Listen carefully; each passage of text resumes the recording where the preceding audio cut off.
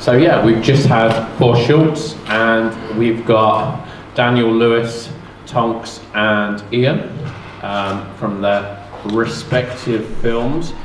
I am going to start because, am I right in thinking for all of you this is the first time you've seen it on a big screen? Yeah. Yeah. Okay, so what's the transition like? What is it like to see your film on a big screen after such a time of, being locked down?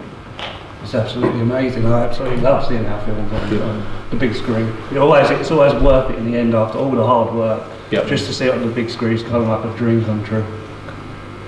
Yeah, no, same what Dan said. It's it's great to see it on the big screen, really, because you really see all your hard work pay off, and to watch it with an audience as well. It's which is something we couldn't do for such a long time, obviously because of COVID and that. So it's fantastic, really, to see your film on the big screen, definitely.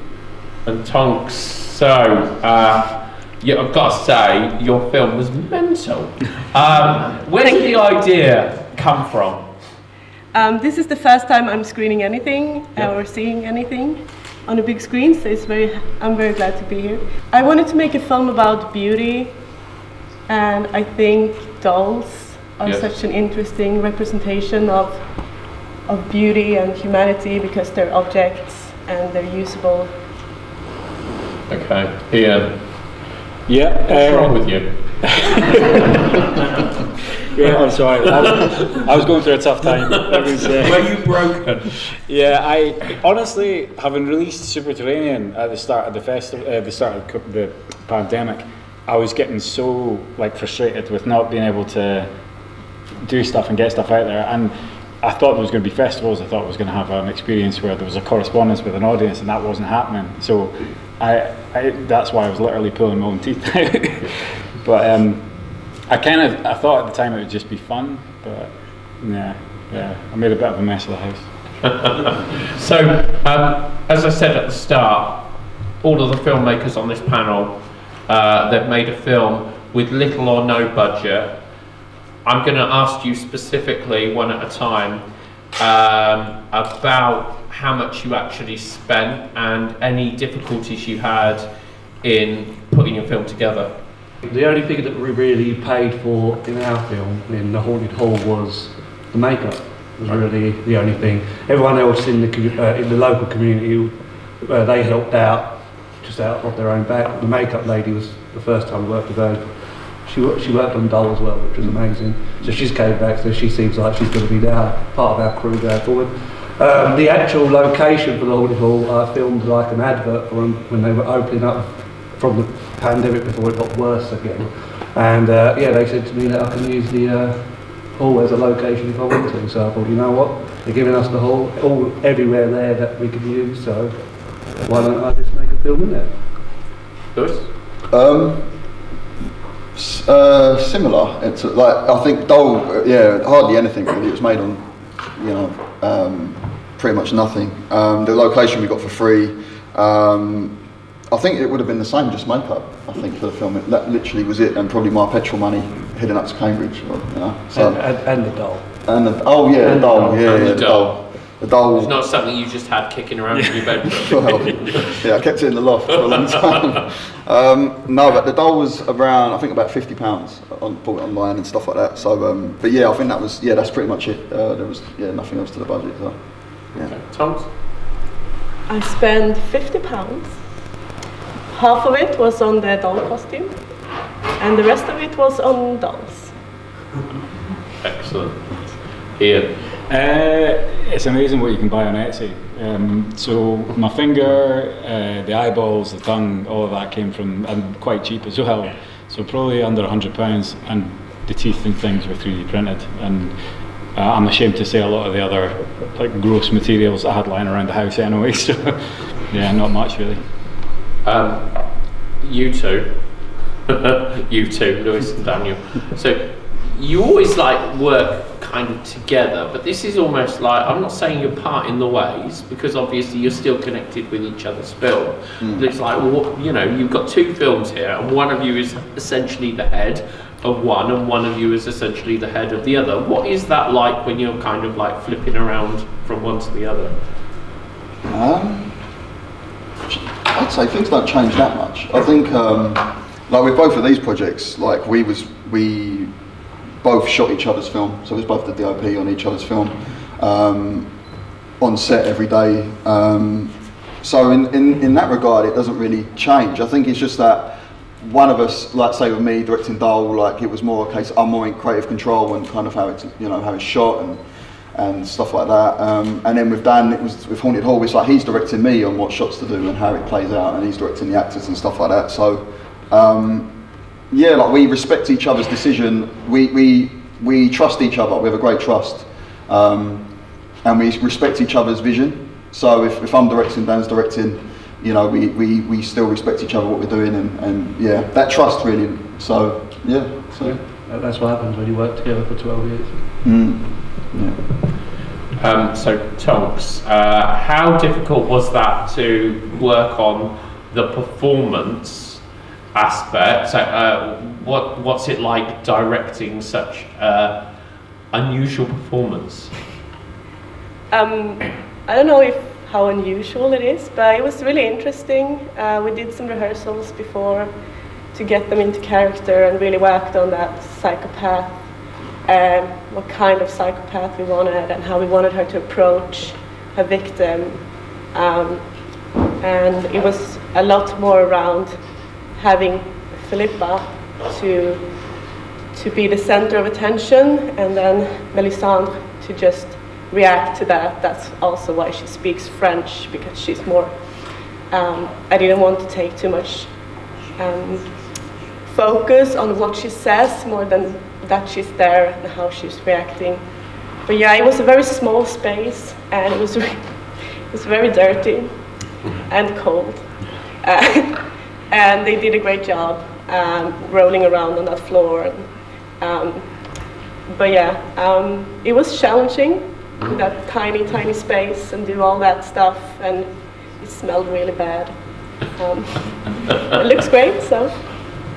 And Ian, what point of making your film did you think, it's a really good idea to have a hand with teeth?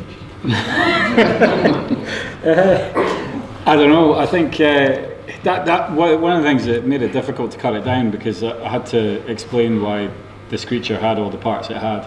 Because I think in retrospect I might have thought maybe gone a wee bit far here, maybe just like maybe take the teeth pulling out, but then got a toothless monster. So I had all those parts lying about, and I just thought, if I combine them all, and I'd written in the script as well the ear was going to come off, kind of Van Gogh style, but I couldn't figure out where to put the ear, so I just thought, yeah, we'll cut that. So have we got any questions out here from our audience? Yeah, there's more looking back at again what you were spending your money on, and I know that it's you can get a lot done with like an iPhone and an inbuilt microphone, but in terms of the sound for that, it's really good, and just wondered if you put any money into any of that. Yeah, I've amassed over years just lots of bits and bobs, and a microphone was one of the first things I bought. I'd like a decent shotgun mic. Was one of the first things I bought, so I've had that for 15 years, and I don't think it's one of those things that dates very much as far as technology is concerned.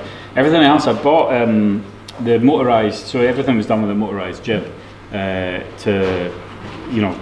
was all the panning and stuff like that, so I was operating that with a phone, and I just felt like I'd spent money on it that I couldn't really afford to spend, so I thought I have to make a film with this, otherwise I've blown a lot of money on it. But, I don't know, same to the other filmmakers.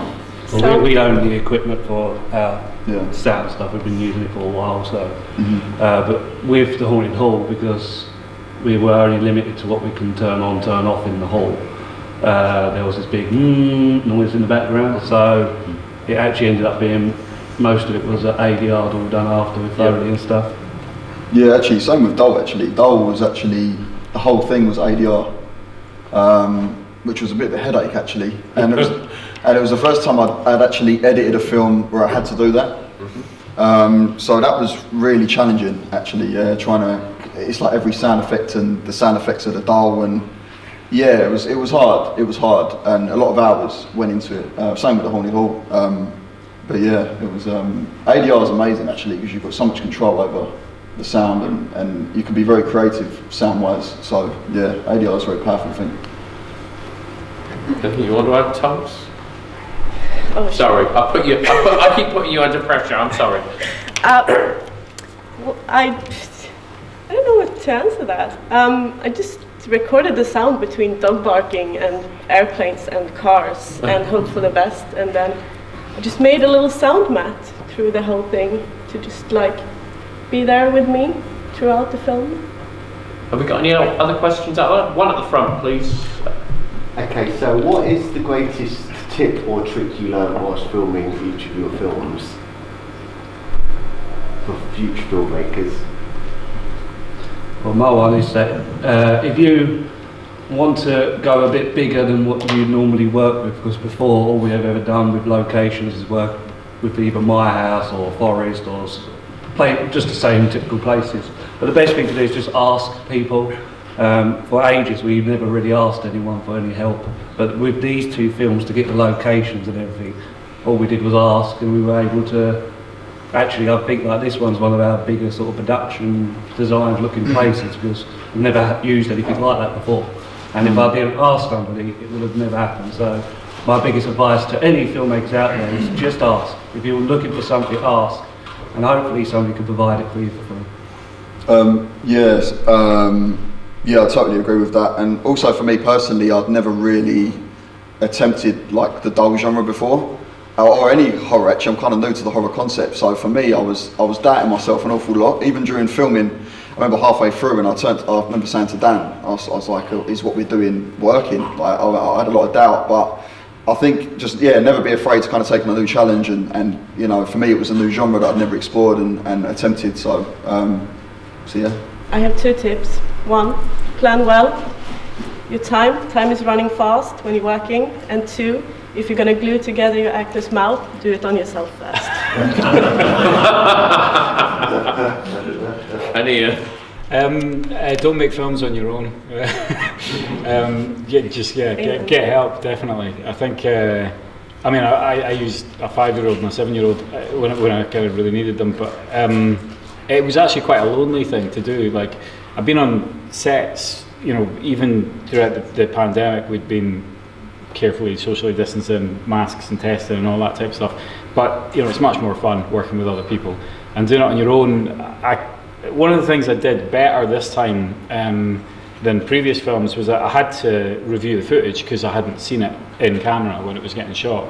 So it forced me to kind of go and watch it afterwards, and I was also using all kinds of guides and things for composition and for focus. I had a monitor facing me and stuff like that, which I think I will do in the future, and I hadn't done in the past. I'd been pretty sloppy at reviewing footage in the past, but I had to do it this time because I hadn't seen it. So that's probably a good tip. Yeah. Any other questions out there? So I can't see anyone, so my final question is what's next? Let's start with Ian and work towards Troublemaker at the end. I'm working on a second feature, and it's kind of, there's a lot of creatures and stuff in it, so that was part. I wanted to kind of practice 3D printing and sort of silicon molding and stuff like that. So that's put me into an animatronics place at the moment, so I'm kind of knee deep in that just now. So I'm building creatures and amassing costume and props, and hopefully I'll be shooting a second feature film, which is going to be again in the kind of wilderness of Scotland, and I have no idea when I'll shoot it, because in typical style I've already been working in pre-production for about 2 years now, so it'll probably be another 2 years before I start shooting. I just shot another short film, which is a psychological thriller, about 20-25 minutes, and it will be finished by this summer. Cool. Me and Dan actually are heavily into pre-production for our new feature film, The Haunted Heist. I nearly call it The Haunted Hauling. It's inspired by The Haunted Hall, but yeah, it's The Haunted Heist. It's like the concept of The Haunted Hall, but on a much bigger scale and a much deeper story. So we're currently in pre-production for that. I'm also working and developing a sequel to a film I did called The Eliminator a few years back, and it was here actually. So yeah, I'm going to return as The Eliminator, which I'm looking forward to. So yeah, that's the immediate plans. So yeah, all I really got to say is I'm working on The Haunted Heist. It is actually a sequel to that, but all the questions that you had from that, like where the ghost came from, why is the place haunted, all that, will be answered in The Haunted Heist. But yeah, it's on a much bigger scale, and yeah, we're currently casting for it, getting auditions in and viewing them. And yeah, we're hoping to film it in April, can't remember what the days were, but in April. Cool. And yeah, we're hoping to bring it next year, so if you're interested in seeing it next year here, yeah, hopefully it will be here. I'm sure it will. Yeah. If you'd like to give our fantastic panel a round of applause. More than anything else, for making films out of nothing.